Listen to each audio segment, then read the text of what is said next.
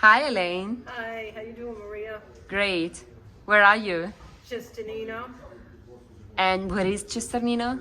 in Val de Itlia. Itlia. Puglia? Puglia, yeah.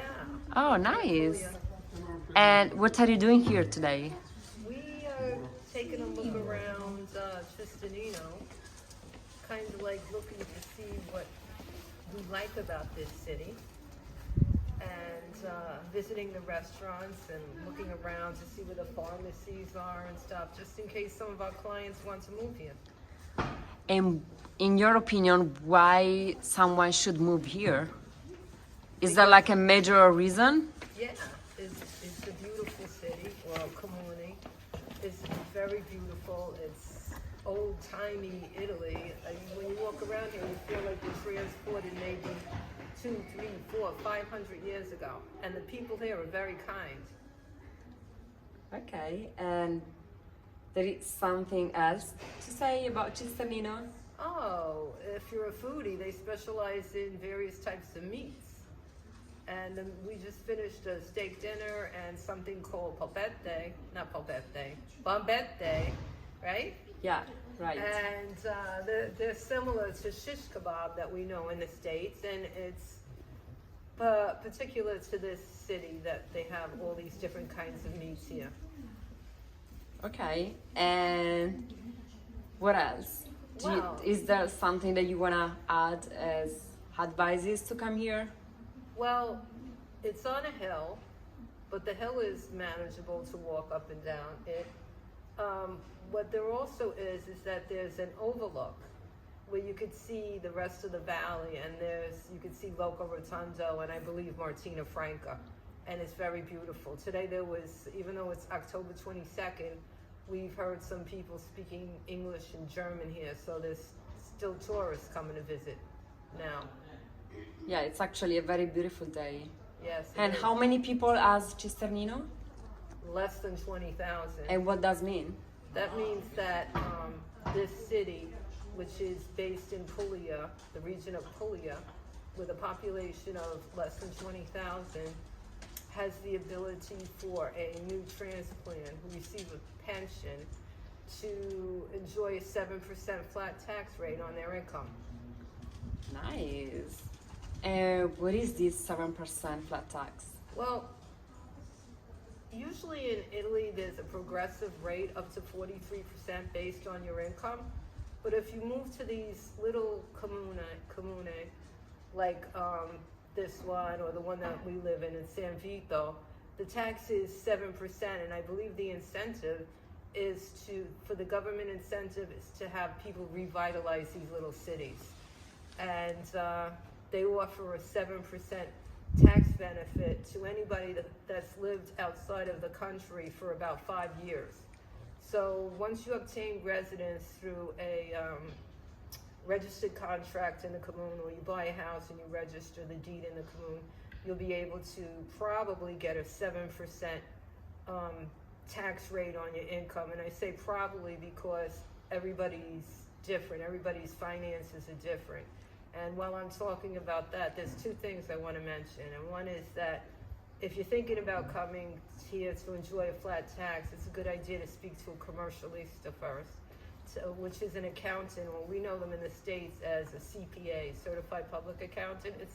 It's similar, but I think the commercialistas are a little bit more educated. I think they have to go through more schooling. Is there anyone that you would like to suggest? I've been suggesting Palo Rigo for over a year in the other 3 Facebook groups that I have, and personally, because he's a nice guy, he's funny, he keeps up to date on everything, and he gives his information out freely. Nice, thank you so much. Well, the other thing I wanted to mention is that because the government gives the 7% tax benefit to people here, that I've read about some people using the addresses in the 7% flat tax areas as a resident so they can claim the tax benefit, but also some people find a loophole that you can domicile somewhere else, like in Rome or something like that. And personally, I don't advocate anything like that because this tax benefit is designed to keep the money within these communities that we spend, the tax savings that we have. It's, I believe, the Italian government's way of telling us, please spend your money within these communes because they need the money. So I really like that idea. I advocate for keeping your money in the communes and, you know, don't domicile somewhere else. That's my opinion. I think it's an ethical thing to do, to spend your money where you live.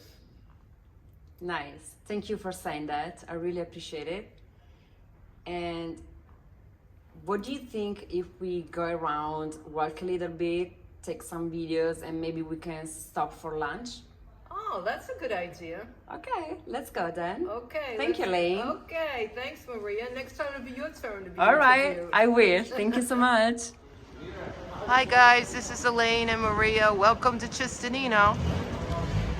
And we're walking into Centro Storico, or as us New Yorkers say, Central Storico.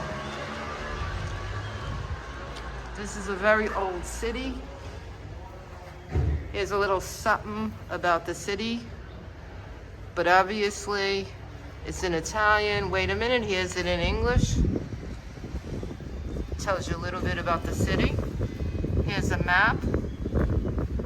And we just talked a little bit about this being in Val di Itria, and I'm probably messing up saying that, but it's a little comune in this valley, and this comune is a 7% tax place. Okay, here's some more info. It tells you about this place. It's the governor's palace from back in the day, and it's a pretty tall building. One thing I've noticed about these little cities, Loco Rotondo looks a little bit like this too, with the way that people dress up the outside of the houses with beautiful plants. And it's October. What'd you say today's date is? The 22nd? 22nd, yeah. Today is October 22nd, and you can see there's still flowers in bloom. And they might possibly be there until it gets a lot more colder. Now here's what they call a vico, no? Vicolo? Piccolo? Vicolo. Where at one time this might have been a stable, do you think, for animals with the tiny door that's here? I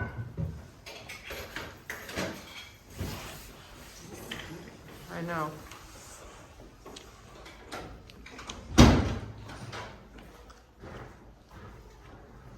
Look at these steps. How old do you think these buildings are? I have no clue, honestly. Well, they really had very good construction back then, because if they're maybe 1,000 years old or maybe 500 years old, they're still standing. Look at this plaster carving. I think you would call that a relief from an art class I took in Brooklyn College many, many years ago. These streets are tiny. As you can see, there's no cars here. And here's some more of the carving in the stone.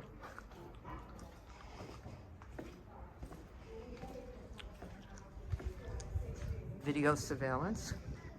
And here we go with these lovely plants, and they're not fake, they're all real. But because it's October, and I'm used to being in New York and everything dying, they're real. As you can see here, this one has seen a little better days, but they are real. The big one, I think, is big. Which big one? This one. Okay. Is it? Yeah. But the rest are real. Yeah. Very nice. Oh, look at this. This place is for sale.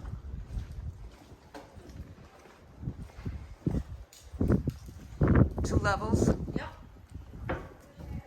And what are they referring to? This place right here? No, it does say in this area. Oh, it doesn't mean it's this particular No. house. Look at that ironwork on top of that door. And somebody's initials. Mm-hmm. Maybe somebody wants to buy it that has those initials. A-V, A-D, It's like A.B. A-G? So if anybody there that has those initials, you want to buy this house if it's for sale. Beautiful. Hi, Bartolo. So we're in your butcher shop, which is also a restaurant. Can you tell us that if there's people that come in here that are foreigners, do you have a lot of foreigners that come in here? And what kind of meat do they usually pick? So the typical meat Cisternino, especially this country, Valle d'Itria, is bombette. Bombette is pork, neck of pork, this one. Okay. Cut slice and rolled and with different kind of spicy, with spicy peppers, with cheese. With salt and pepper, with aubergine and cheese, salami and cheese, and anything you want. Okay. And we have other thing, typical sausage, Right. like a zampina.